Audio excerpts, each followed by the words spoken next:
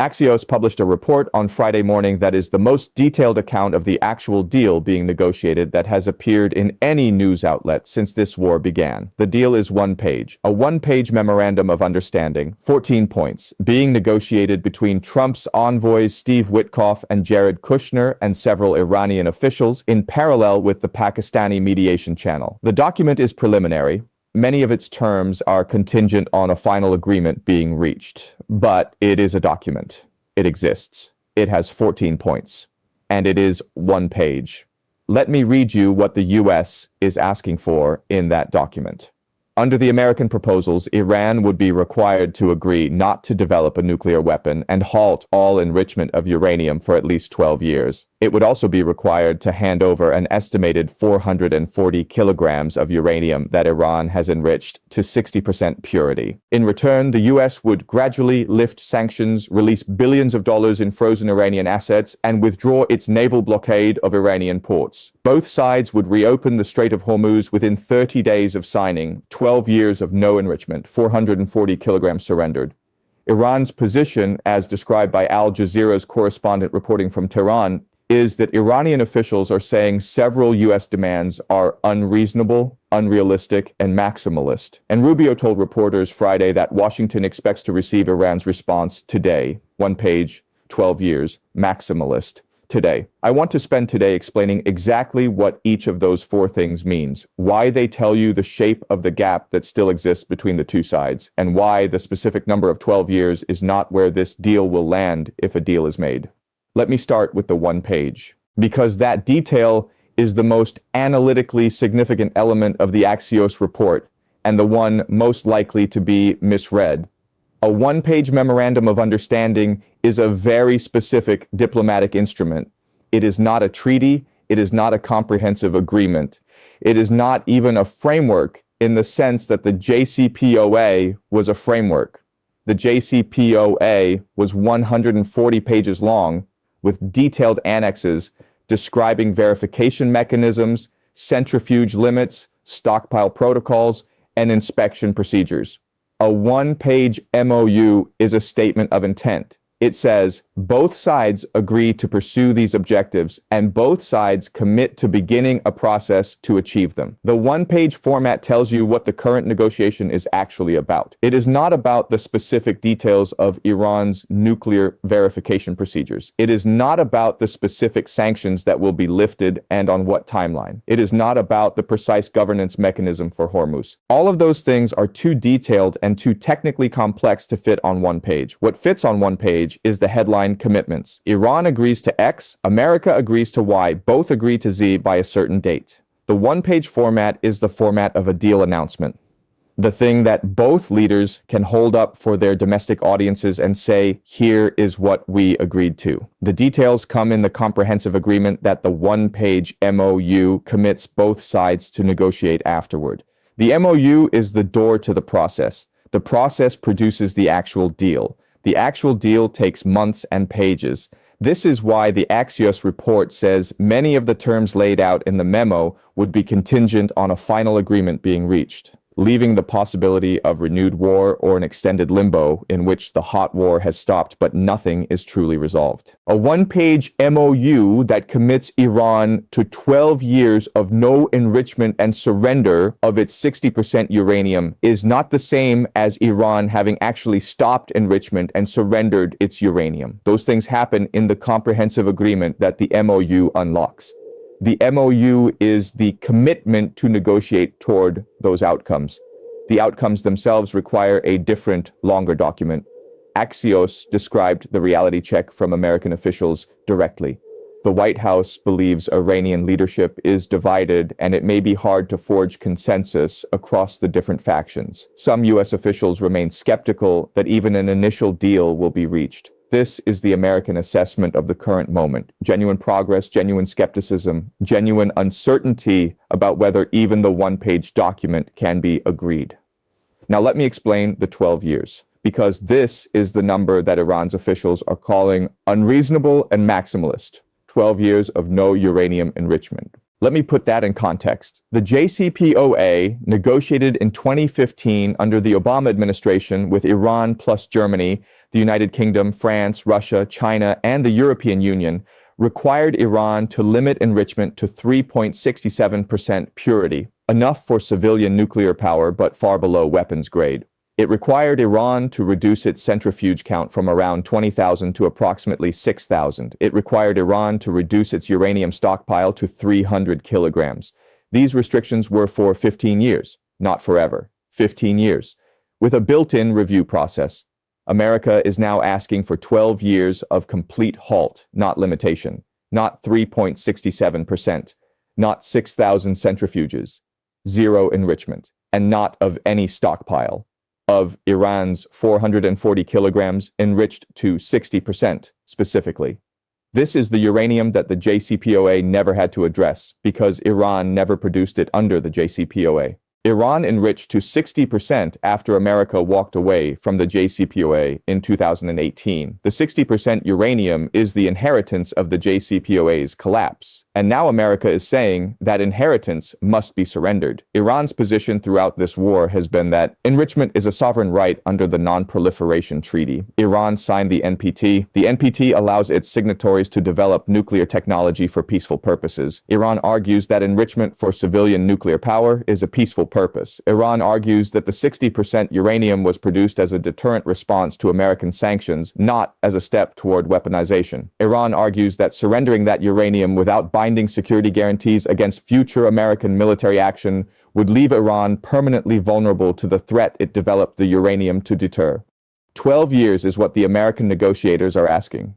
12 years with zero enrichment and zero remaining 60% uranium. That is further from the JCPOA's terms than from where Iran's current position sits. Iran did not have zero enrichment under the JCPOA. Iran had limited enrichment at low purity. The current ask is more restrictive than the most successful nuclear deal America and Iran have ever made. Iran's officials calling this maximalist are not wrong about the specific terms. 12 years of zero enrichment plus surrender of 440 kilograms of 60% uranium is a maximalist American opening position. It is what America wants in an ideal outcome. It is not what America will get in the final agreement if a final agreement is made. Now let me explain why 12 years is the opening position, not the final position, and what the actual deal is likely to look like. Every negotiation starts from maximum positions. America is saying 12 years of zero enrichment. Iran is saying sovereign right to enrich indefinitely under the NPT. The actual deal lives somewhere between those two positions, and the JCPOA is the best map we have for where that midpoint might be. The JCPOA allowed Iran to enrich to 3.67% purity, not zero. It limited the centrifuge count to approximately 6,000 of the older IR-1 model, not zero centrifuges. It required reduction of the uranium stockpile to 300 kilograms, not surrender of all of it. The JCPOA's restrictions lasted 15 years, with a built-in review at year 8 that allowed Iran to begin research on more advanced centrifuges. In exchange, all major sanctions were lifted immediately and frozen assets were released. That framework produced a deal. Iran complied with every provision. The IAEA certified compliance. The program was verifiably constrained for 3 years. Then, America walked away in 2018, and Iran was left with all the same constraints and none of the promised sanctions relief. America's current ask, 12 years of zero enrichment, 440 kilograms surrendered, is more restrictive on duration than the JCPOA's 15 years, more restrictive on enrichment level than the JCPOA's 3.67%, and more demanding on stockpile disposition than the JCPOA's 300 kilogram limit with Russian custody. In other words, America is asking for a deal that is more favorable to America than the only deal that has ever successfully constrained Iran's program. The logic for this is that Iran is in a weaker position than it was in 2015. The nuclear facilities were bombed in February. The blockade has run for 69 days, 2 million unemployed, 67% inflation. The leverage calculation is different from 2015, but Iran's position is not as weak as the leverage argument implies. Iran still has the Bab el-Mandeb card unplayed. Iran still has Russian solidarity and Chinese crude purchases. Iran still has the Persian Gulf Strait Authority and the institutional claim to Hormuz governance. Iran still has a functioning general's republic making decisions through the motorcycle courier chain. The leverage has shifted toward America.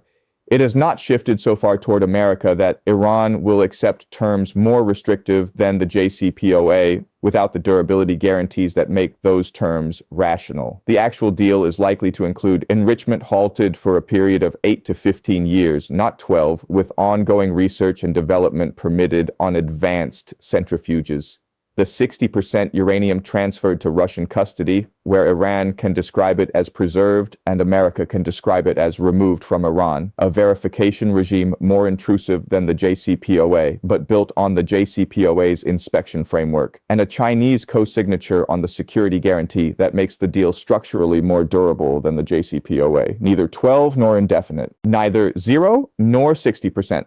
A number that both sides can describe in their preferred terms in a document that is 1 page long and will take months of subsequent negotiation to implement in full. The 60% uranium is the hardest element. Iran enriched it after America walked away from the JCPOA. It represents the result of America's choice to abandon the deal. If America now demands that Iran surrender this uranium as the price of a new deal, Iran is being asked to give up the deterrent it built in response to America's bad faith. That is not a position Iran can accept publicly without an explicit acknowledgement from America that the JCPOA exit was a mistake, which America will not provide. The resolution of the 60% uranium problem is almost certainly a transfer to a third country rather than a surrender to America. Russia held Iran's uranium under the JCPOA. Russia could hold it again in a deal that lets Iran say the uranium is preserved and lets America say it is not in Iran's hands.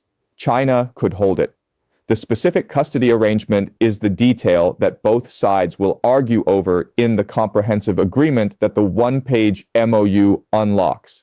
Now let me explain the Rubio Today statement, because it tells you something specific about the pace of the final approach. Rubio told reporters Friday that Washington expects to receive Iran's response today. Not this week, not in the coming days. Today, he also said on Tuesday that we don't have to have the actual agreement written in 1 day. This is highly complex and technical.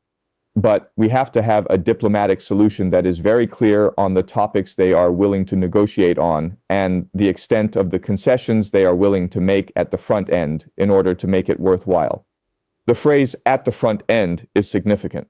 Rubio is not asking for the comprehensive agreement. He is asking for a clear statement of what Iran is willing to negotiate on and how far Iran will go at the beginning. That is what a 1-page MOU provides, not the final terms. The statement of what will be negotiated and how far each side is prepared to go on the opening commitments. If Iran's Friday reply meets that threshold, if it says Iran is willing to negotiate enrichment limits for a specified period, willing to discuss the 60% uranium's disposition, willing to commit to Hormuz opening within 30 days, then the 1-page MOU can be drafted and the comprehensive negotiation begins. If Iran's Friday reply says the American demands are maximalist and Iran will not move from its position, the negotiation returns to its proposal and counter-proposal phase. Iran's officials saying maximalist is Iran's public positioning before the reply is transmitted. It is Iran managing its domestic audience, saying to Iranian hardliners,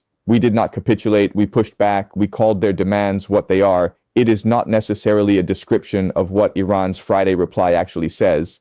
A reply can acknowledge that demands are maximalist while proposing a middle ground that is below maximalist but above Iran's opening position. Now let me add the sporadic clashes, because they are happening today, Friday, in the Strait, while the reply is supposed to be transmitted. Iran's Fars news agency reported sporadic clashes between Iranian and U.S. naval forces in the Strait of Hormuz on Friday morning. No details of what occurred, who fired, what was hit, whether vessels were involved, or whether it was a drone or missile exchange.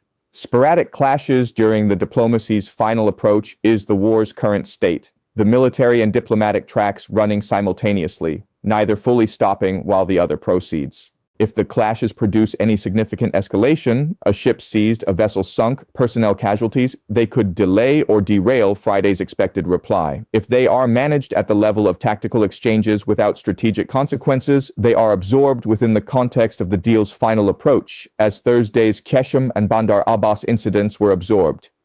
Iran's ISNA news agency on Friday dismissed the notion of an MOU, saying there was no information about any memorandum. This denial requires careful parsing. ISNA is Iran's semi-official students' news agency, which is understood to be close to Iran's mainstream establishment rather than to the IRGC. When ISNA says no information about any memorandum, it is doing something specific. It is preserving Iran's negotiating flexibility while not explicitly rejecting the outcome. No information is not there is no MOU. No information means we are not confirming this. We are not in a position to confirm this. This may be because the MOU does not exist, or it may be because Iran's negotiating posture requires keeping the document's existence unacknowledged until the moment of announcement. Iran has denied specific diplomatic developments throughout this war that were subsequently confirmed: the Islamabad talks, the Pakistan channel's existence, the 14-point proposal, until the official announcement was made. Axios confirmed the one-page MOU from 2 U.S. officials. That sourcing is specific and is consistent with Axios' track record on this conflict. Axios had the short and powerful strike option. Axios had the Witkoff-Kushner Iran channel details before they were public. 2 U.S. officials describing a one-page 14-point MOU being negotiated between Witkoff-Kushner and Iranian officials is not a rumor. It is sourced reporting from the most reliable outlet on this specific topic. Iran's ISNA saying no information does not contradict that sourcing. It complements it. Iran's public position is no information, while the private position is that the document exists and is under active negotiation. And the Rubio statement is the most direct confirmation from an American official that something specific is being reviewed. He told reporters Friday that Washington expects to receive Iran's response today. If Iran is responding to nothing, Rubio would not be telling reporters a response is expected today. You receive a response to a document. Iran is responding to the one-page MOU that Axios described.